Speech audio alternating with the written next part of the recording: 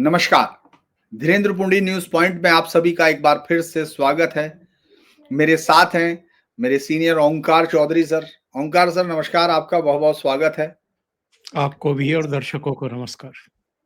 Sir कल तो जो है प्रधानमंत्री बोल रहे थे और आज अमित शाह बोलेंगे। उन्होंने पूरा तैयारी भी है और अमित शाह मुझे लगता है कल पीएम मोदी जहां छोड़ रहे थे उससे आगे शुरू कर रहेंगे आज। लेकिन आपको कल की पूरी सारी चीजें जो दिखाई दी वो किस तरफ कह रही है? क्या लगता है कि कांग्रेस जैसे आउट ऑफ द क्यू जा रही है, उसको ये मालूम नहीं हो रहा है कि ये क्यों किया जा रहा है? देखिए, बात ये है कि जो बात कही जाती है इनके बारे में कि कांग्रेस मेहनत करना भूल गई है, तो वो केवल चुनावी तैयारियों के संदर्भ में बात नहीं कही जाती है। हर फील्ड में ये बात देखने को मिलती है। मुझे याद आ रहा है, मैं दैनिक जागरण मेरठ में हुआ करता था। उस समय तक कल्याण सिंह जो है वो मुख्यमंत्री नहीं बने थे। और इन तीन नेताओं की एक तिकड़ी थी, बड़ी मशहूर थी उस समय। कलराज मिश्र, कल्याण सिंह और एक राजेंद्र गुप्त। अच्छा, राजेंद्र गुप्ता जी। राजेंद्र अच्छा। राजेंद्र गुप्त और कल्याण सिंह तो अब इस दुनिया में नहीं है, कलराज मिश्र हैं। और तीनों के बीच में जो अंडरस्टैंडिंग थी, जो एक दूसरे को कॉम्प्लीमेंट करते थे, वो एक अलग ही लेवल की थी। हम लोगों को बताया गया कि कल्याण सिंह अलीगढ़ से मेरठ पहुंच रहे हैं और एक बुढ़ाना गेट पर कॉलेज हुआ करता है, वहां पर प्रेस कॉन्फ्रेंस करेंगे। तो हम लोग जो टाइम दिया गया था उस टाइम पर वहां पहुंच गए। कल्याण सिंह करीब करीब एक सवा घंटा लेट थे और आकर के सबसे पहले उन्होंने माफी मांगी। उन्होंने कहा कि बीच में रास्ते में बस खराब हो गई थी इसलिए हमें मेरठ पहुंचने में थोड़ा समय लग गया। यानी वो अलीगढ़ से मेरठ एक लोग बस में आ रहे थे, रोडवेज की बस में आ रहे थे। आप अंदाजा लगा सकते हैं क्या कि भारतीय जनता पार्टी में किस तरीके से काम करते थे लीडर? वो अलीगढ़ से बस में आए थे। उसके बाद दूसरी चौंकाने वाली बात ये थी कि जब उन्होंने बोलना शुरू किया तो उन्होंने एक नोटबुक निकाली। इतनी लंबी नोटबुक थी और उसमें पॉइंट्स नोट कर रखे थे कि किन किन मुद्दों पर मुझे बोलना है। यानी वो होमवर्क करके प्रेस कॉन्फ्रेंस में आए थे। ये क्या क्या शो करता है ये? और ये हर लेवल पे आपको देखने को मिलता है। प्रधानमंत्री नरेंद्र मोदी अगर पार्लियामेंट में खड़े होने के लिए बोलते हैं तो उनकी टेबल पर सामने पूरा एक गड्ढा होता है, कागजों का पुलिंदा होता है। कल अमित शाह जब बोलेंगे तो भी आप देखेंगे उनकी टेबल पर एक पुलंदा होगा पूरा, और वो उसमें से तथ्यों को संसद के और देश के सामने रखते हुए दिखाई देंगे। जब आप इस तरीके से बोलते हैं, तैयारी के साथ बोलते हैं, होमवर्क के साथ, रिसर्च बेस डॉक्यूमेंट लेकर के बोलते हैं, तो ऑथेंटिसिटी अपने आप आ जाती है। और जो दर्शक है, जो देशवासी हैं, जो मतदाता हैं, उनको अंतर करने में बड़ी आसानी हो जाती है। आज का मैंने गौरव गोगोई का भाषण भी सुना, मैंने अखिलेश यादव का भी सुना, मैंने प्रियंका वाड्रा का भी सुना। प्रधानमंत्री के बारे में तो हमें कुछ कहने की जरूरत नहीं है, वो हमेशा तैयारी के साथ ही आते हैं। और राजनाथ सिंह भी जब बोले तो बहुत तैयारी के साथ बोले और 1 घंटा बोले। ये बिना तैयारी के संभव नहीं है। आपको धीरेन्द्र जी कभी याद आ रहा है कि राहुल गांधी कोई 1 घंटा भाषण दिए हों और इसी तरीके से तैयारी के साथ आए हों, रिसर्च वर्क के साथ आए हों, टू द पॉइंट बोल रहे हों, विषयों पर बोल रहे हों? वो अपने हिसाब से बोलते हैं। उनकी जनसभा में जो स्पीच होती है और जो पार्लियामेंट में स्पीच होती है, उसमें भेद करना मुश्किल है। मुझे एक और किस्सा याद आ रहा है, बल्कि दौर याद आ रहा है। अटल जी प्राइम मिनिस्टर हुआ करते थे, मैं लोकसभा कवर करता था और जहां वो बाहर वो चाय वाला खड़ा रहता है ऊपर, वहां पर हम लोग कई बार आपस में गप्पे मारने के लिए बैठ जाते थे, चाय की चुस्कियां लेते थे। अचानक खबर आती थी कि सोमनाथ दा बोल रहे हैं, या चंद्रशेखर का भाषण हो रहा है, या जो दूसरे लीडर हैं वो इस विषय पर बोलने वाले। हम लोग आधी अधूरी वो कप छोड़ करके चाय की वहीं और सीधे प्रेस गैलरी की तरफ दौड़ते थे।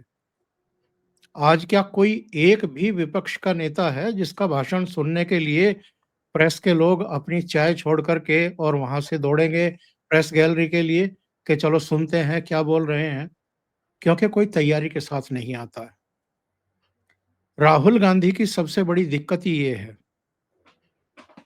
वो ये समझते हैं कि वो तो सारे विषयों के विशेषज्ञ हैं, उनको तैयारी करने की क्या जरूरत है, और उनको लिखा पढ़ी करने की क्या जरूरत है, नोटबुक बनाने की क्या जरूरत है।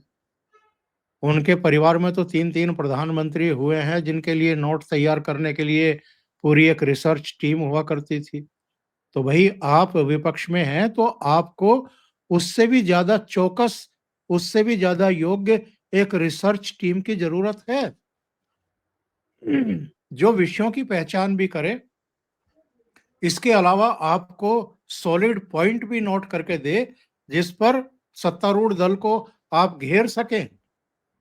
लेकिन वो तो परम ज्ञानी है। एक बार अरुण जेटली ने कह भी दिया था सदन में खड़े होकर के कि ये ऐसे ज्ञानी हैं जिनको किसी विषय के बारे में कोई ज्ञान नहीं है।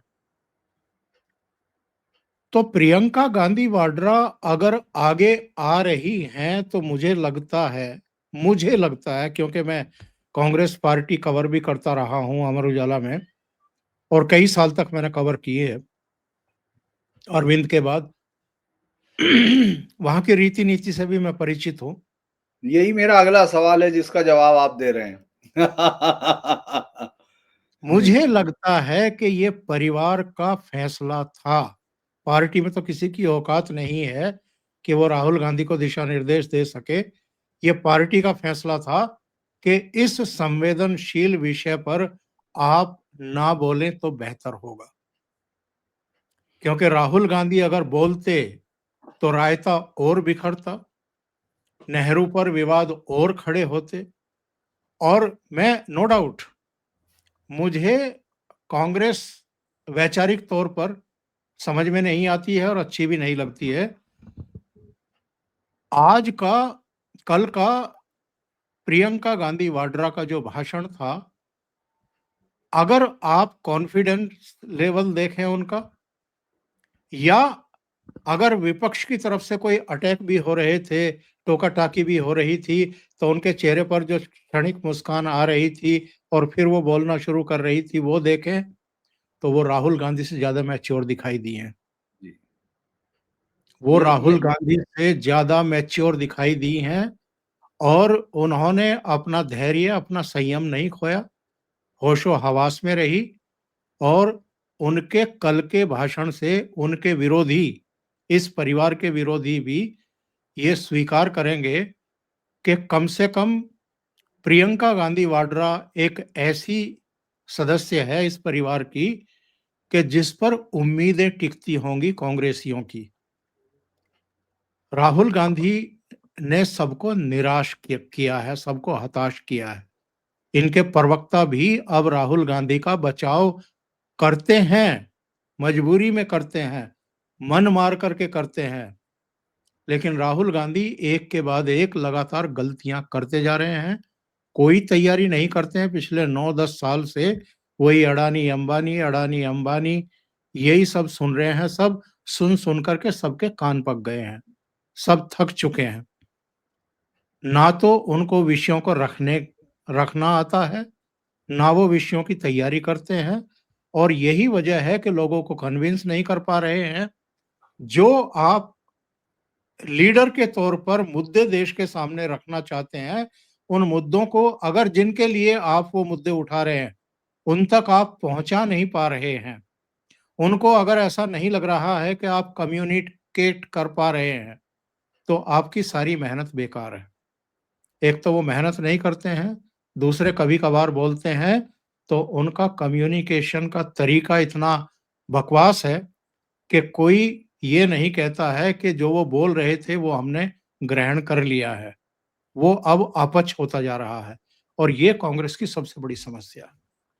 हाँ, दरअसल मेरा आज चूँकि जब हम लोग कल देख रहे थे कि प्रियंका किस तरह बोल रही है, बा बीच में मुस्कुराई और उसने हर एक उसको और बाद में जितनी सहज दिखाई दी, ये भी कि आप ये बंगाल के लिए कर रहे हैं, नेहरू वाले इश्यू पे। मतलब जो एक विपक्ष को इंस्टिगेट करता है एक लीडर, उस तरह की कोशिश उन्होंने की और ये एक औपचारिक तौर पर। लेकिन सवाल ये है कि क्या कांग्रेस अब वाक़ई थक चुकी है राहुल गांधी से और आज जितनी इंपॉर्टेंट बहस उस वक्त जब अब अगली तैयारी हो रही है, बंगाल की तैयारी हो रही है और आपने देखा किस तरह से पंजाब में भी शिरोमणि अकाली दल ने तो तैयारी कर ही दी, ओपनली कह दिया कि अब हम लोग चुनाव के लिए तैयार हो रहे। वहां आप देखिए, वहां मनीष तिवारी का उखड़ना, इधर देखेंगे हम शशि थरूर का उखड़ना और उधर कल जिस तरह से नवजोत की वाइफ ने कहा और आज उसको पार्टी से भी निकाल दिया, कल ही निकाल दिया गया पार्टी से भी। तो मुझे क्या ये मैं सेंस कर सकता हूं कि प्रियंका गांधी को आखिरकार थक कर सोनिया गांधी ने 75 विधानसभा 3 लोकसभा हार के बाद एक फैसला लेने की तरफ बढ़ रही है पार्टी, धीरे धीरे पार्टी इस तरफ जाती हुई दिख रही है। मुझे अभी भी संदेह है। मुझे अभी भी संदेह है। कल का भाषण नो डाउट तैयारी के साथ था प्रियंका गांधी वाड्रा का। वो संयमित थी, होशो हवास में थी और हमलों का मुस्कुरा करके जवाब दे रही थी। यही एक तरीका होता है, ये सही तरीका है राजनीति में। और जब आप विपक्ष में होते हैं तो फिर आपकी परीक्षा जो ली जाती है उसका एक लेवल अलग ही हो जाता है। जब आप चुनाव हारते हैं तो आपके ऊपर हंसने वालों की संख्या भी बढ़ जाती है और कई बार जो आपके बहुत करीब होते हैं वो भी पीठ पीछे आप पर हंसते हैं, आपकी मजाक उड़ाते हैं। ऐसे समय ही आपकी दृढ़ता देखी जाती है और आप में अगर एबिलिटी है लीडरशिप की तो उसकी भी सही परीक्षा होती है।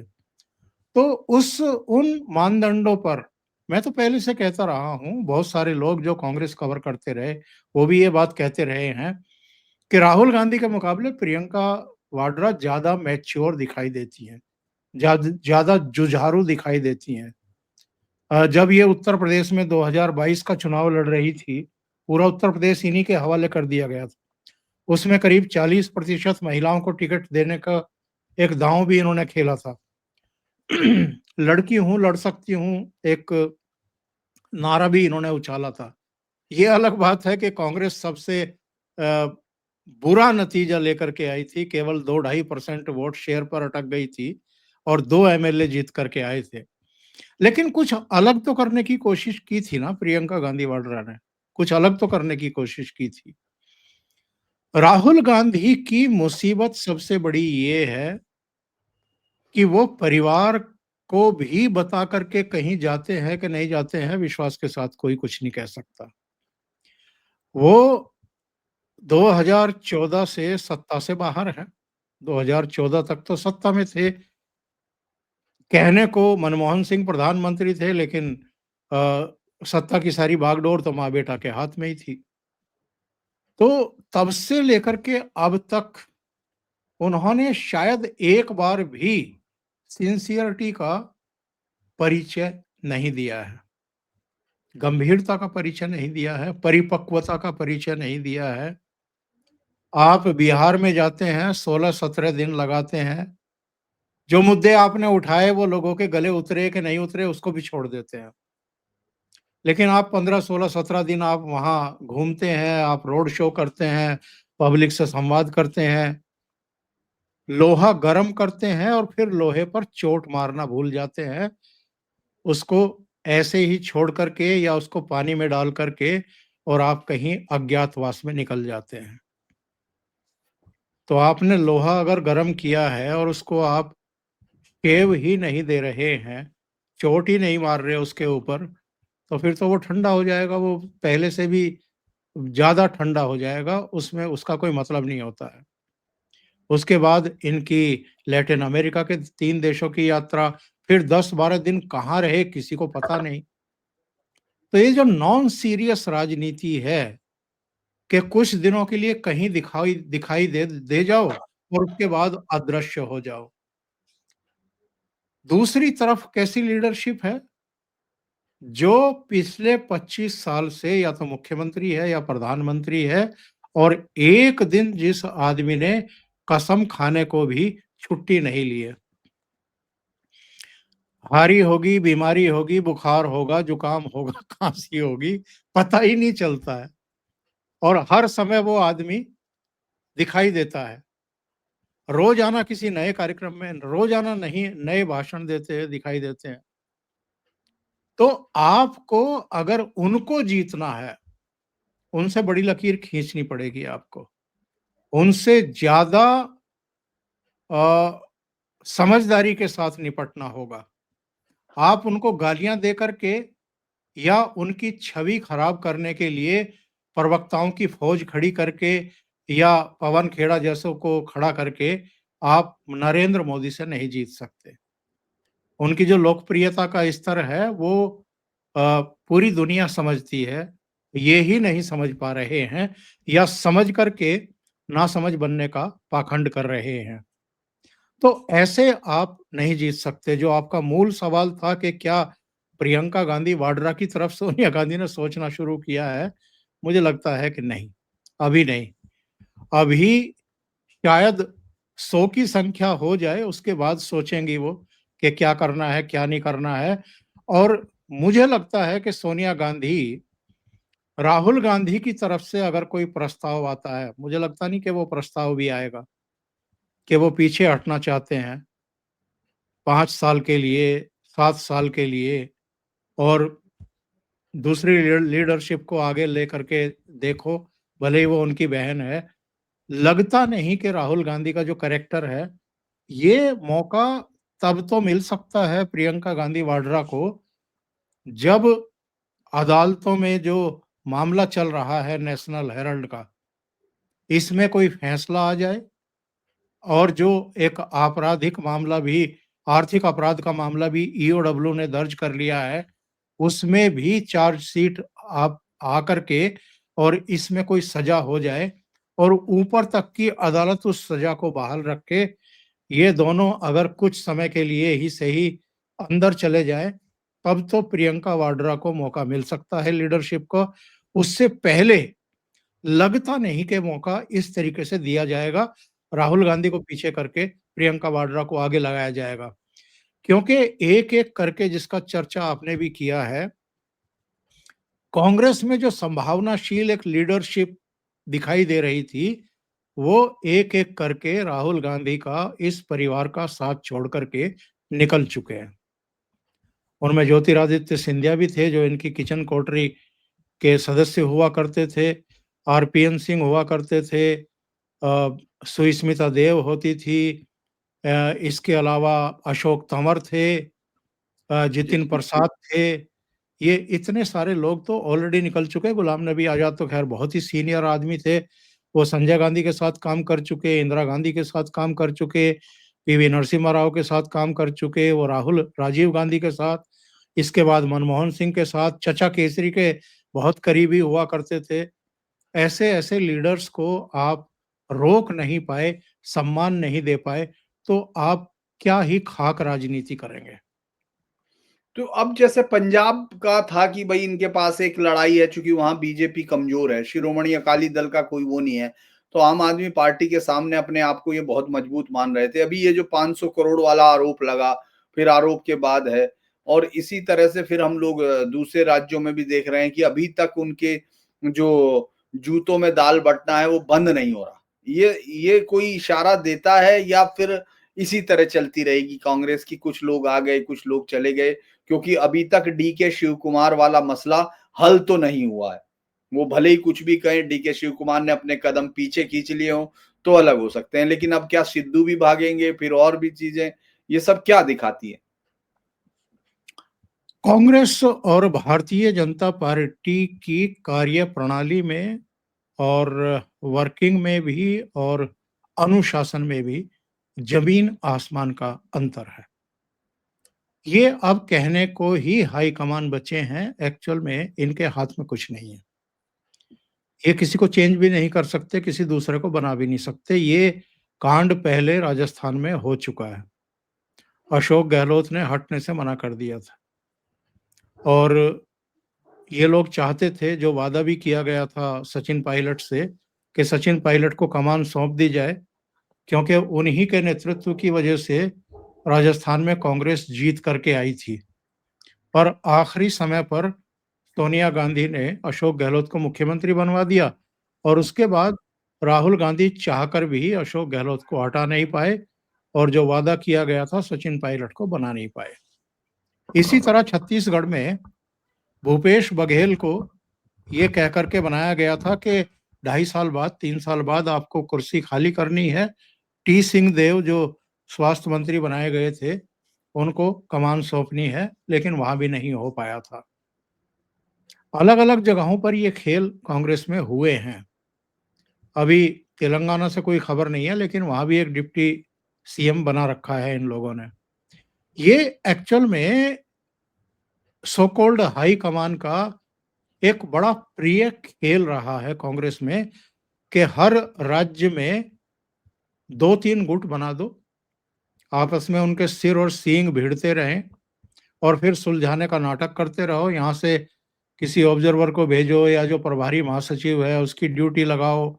अल्टीमेटली फिर इन 3 हाई कमान में से किसी एक से उनकी मुलाकात करवाओ। इसी तरीके से कांग्रेस को कमजोर करते रहो, राज्यों में कोई मजबूत लीडरशिप इवॉल्व ही ना होने पाए। भारतीय जनता पार्टी में क्या होता है, हमने आपने पूरे देश ने देखा है कि हरियाणा में एकदम नई लीडरशिप मनोहर लाल खट्टर के रूप में लाई गई, शपथ दिलाई गई, उनको एस्टेब्लिश कर दिया गया। राजस्थान में भजन लाल शर्मा को लाया गया, किसी को ख्वाब में भी ये नाम जो है पता नहीं था कि कोई भजन लाल शर्मा भी है। पर्ची उसको का उसको मुख्यमंत्री बनाया गया, एस्टेब्लिश कर दिया गया। मध्य प्रदेश में मोहन यादव को झाड़ पोंछ करके कहीं से लाया गया, शिवराज चौहान की जगह उनको रिप्लेस करके मुख्यमंत्री बना दिया गया।